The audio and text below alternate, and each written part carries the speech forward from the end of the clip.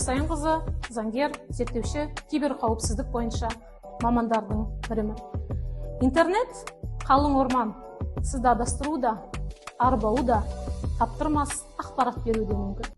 Армысыздар, лудомания дегеніміз не?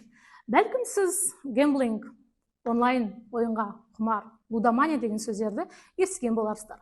Жалпы бұл сөздердің түп төркіні қайдан шығады, және ағылшын тіліндегі бұл сөздер жалпы қазақ тілді қоғамға қалайша тез сіңісіп кетті.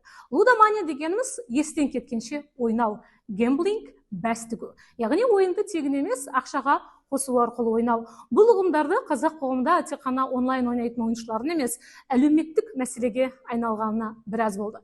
Қазақстан Республикасының мәжілісінің депутаттары 2021 жылдан бастап Қазақстан Республикасындағы ойын бизнесін реттеу бойынша бірнәрсе ұсыныс айтқан болатын.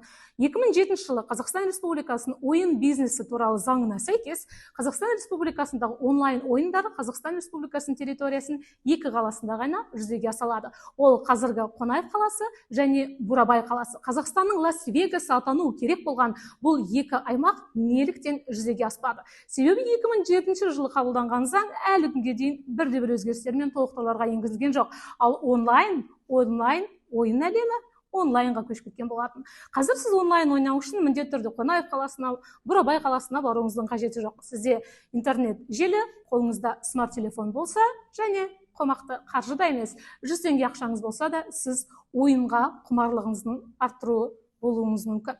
Жалпы дүниежүзілік денсаулық сақтау ұйымы лудомания ойынын психологиялық ауытқулар, адамның әлеуметтік мәдени, отбасылық құндылықтардың төмендеуіне әкелетін психологиялық ауытқу ретінде өткен ғасырдың 80 жылдарынан бастап халықаралық дерттердің классификациясына қосқан болатын. Егер ойындардың, жалпы онлайн ойындардың пайда болғаны 30 жылдан астам уақыт өтсе де, психологтар, әлеуметтанушылар, денсаулық сақтау саласының мамандары бұл мәселеге дабыл қаққанына соңғы 10 жыл болды. Ал Қазақстанның депутаттары бұл мәселені көтергеніне соңғы 3 жыл болды.